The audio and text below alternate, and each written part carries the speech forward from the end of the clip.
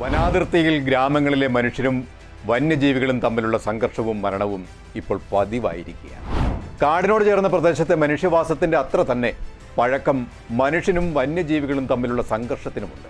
മുൻപ് കൃഷി നശിപ്പിക്കാൻ വരുന്ന കാട്ടുമൃഗങ്ങളെ പാട്ടകൊട്ടിയും പടക്കം പൊട്ടിച്ചും പരമ്പരാഗത രീതിയിൽ കാട്ടിലേക്ക് തിരിച്ചോടിച്ചുവിട്ട ആ പഴയ കാലത്ത് നിന്ന് മാറ്റം വന്നിട്ടുണ്ട്.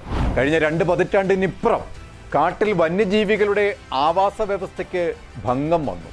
അതാണ് അവ നാട്ടിലേക്ക് കൂട്ടത്തോടെ ഇറങ്ങുന്നത് എന്ന ഭരണകൂടങ്ങളുടെ പതിവ് വരട്ടുന്യായങ്ങൾക്ക് മേലാണ് കാട്ടുമൃഗ ആക്രമണ മരണസംഖ്യയും വർദ്ധിക്കുന്നത്.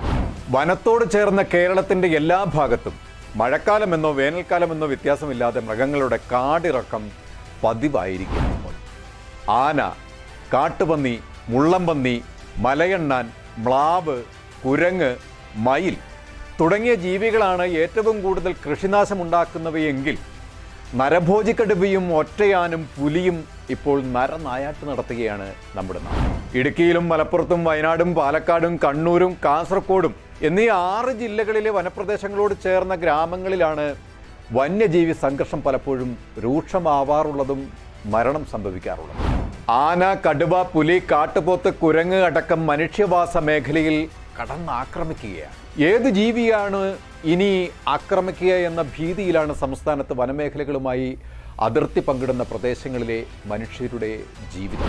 ആകെ വിസ്തൃതിയുടെ 36.48% വനമേഖലയായ വയനാട്ടിൽ മാത്രം കഴിഞ്ഞ 10 വർഷത്തിനിടെ കാട്ടാനകളുടെ ആക്രമണത്തിൽ കൊല്ലപ്പെട്ടത് 41 പേരാണ്. കടുവ ആക്രമിച്ച ജീവൻ നഷ്ടമായത് 9 പേർക്കാണ്. ഇക്കഴിഞ്ഞ ദിവസം കടുവ കടിച്ചു കയറിയ രാധയുടെ ഉൾപ്പെടെ 2023, 24, 25 വർഷത്തിനുള്ളിൽ വയനാട്ടിൽ മാത്രം വന്യമൃഗങ്ങളുടെ ആക്രമണത്തിൽ മരിച്ചത് 950 പേര്. കഴിഞ്ഞ 1 വർഷത്തിനിടെ മരിച്ചത് 9.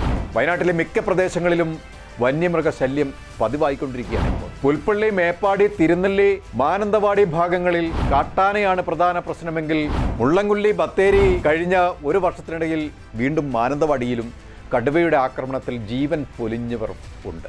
കഴിഞ്ഞ ദിവസം മാനന്തവാടി പഞ്ചാരക്കൊല്ലിയിൽ കടുവ കടിച്ചു കൊന്ന രാധയെ ഓർത്തുള്ള വിലാപം ഇപ്പോഴും കെട്ടടങ്ങിയിട്ടില്ല.